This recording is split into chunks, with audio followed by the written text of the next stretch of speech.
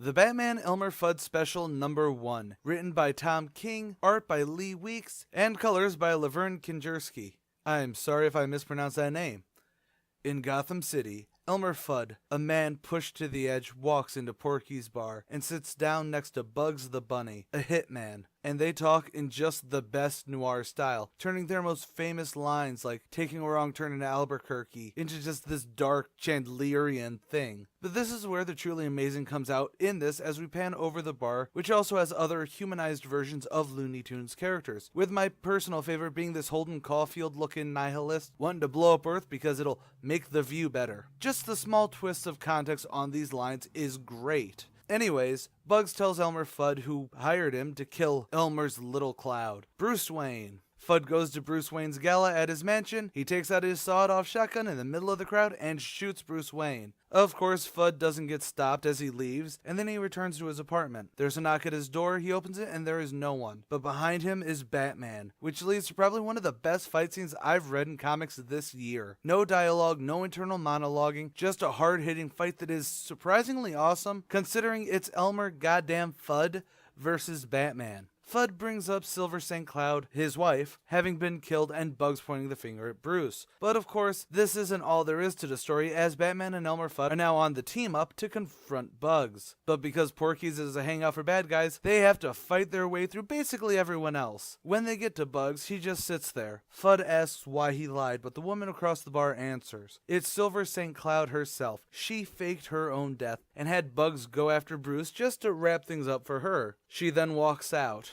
No one stopping her. And in a very Raymond Chandler-y ending, Bugs orders a carrot juice. Fudd saddles up to the bar next to him and says, make it 2. And even Batman sits down, holding up 3 fingers, making it 3. And to end it, Porky pours out the last drop in a glass. That's all, folks. But that's of course not all. We have the Looney Tune backup on this. It's Wabbit season. But Bugs uses a bat signal to summon Batman. And of course, Elmer Fudd being dumb, he falls for Bugs' ploy that it's bat season. And Bugs' snappy dialogue.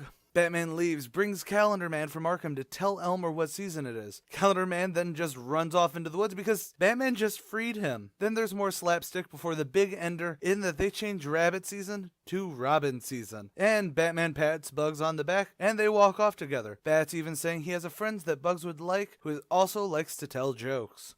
I think I've said it before on this channel a lot, that I am a huge fan of the pulp noir genre. It's one of my favorite genres, or at least tied with a damn good kung fu film. And if you told me, yo, Mr. A, you're gonna read a Batman Elmer Fudd book that is gripping, hard-boiled, and totally righteous, I'd probably smack you upside the head for being a damn fool. But here I am, having read a Batman Elmer Fudd book that is gripping, hard-boiled, and totally righteous. Yes, it's a totally insane premise about making Elmer Fudd this hardcore man with a vendetta, but it works. Showing the humanized versions of the tunes, it works. Elmer Fudd goes toe-to-toe with Batman and it comes to a draw. Insane, but it works. Insane, but it works. This whole thing not only works, but it is really totally hard to just quantify. The best thing that works here is that this is a solid one-shot story that tweaks and turns the Looney Tunes into something darker, but never feeling like they're not Looney Tunes. Hey, it makes more sense than those shirts from the late 90s that had Bugs and Daffy and baggy jeans trying to be all street. But it just gave us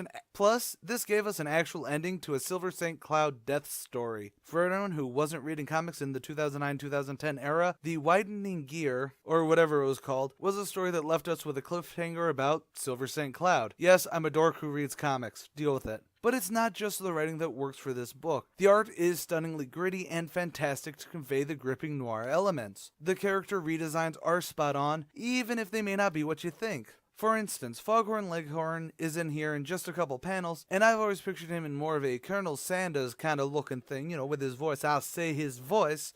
But here, he's not that way. Or Tweety Bird is just a midget with a giant head. It's odd, but never feels bad odd. Like, it's a pleasant surprise sort of thing. So, with all that said, what's my verdict? Well, if you can't tell how excited I am for it, this is most definitely a buy it. Everyone knows Batman, everyone knows Elmer Fudd and Bugs Bunny, so there is absolutely nothing holding you back from seeing this twisted take on the characters. But that is all for today. If you agree that this was worthy of the buy, or if you disagree and this was despicable, then leave a comment below. Like us on Facebook, follow us on Twitter, and please donate to the Patreon to better the channel. But just liking and sharing us around helps even just a little bit. And as always, stay golden, Inklings.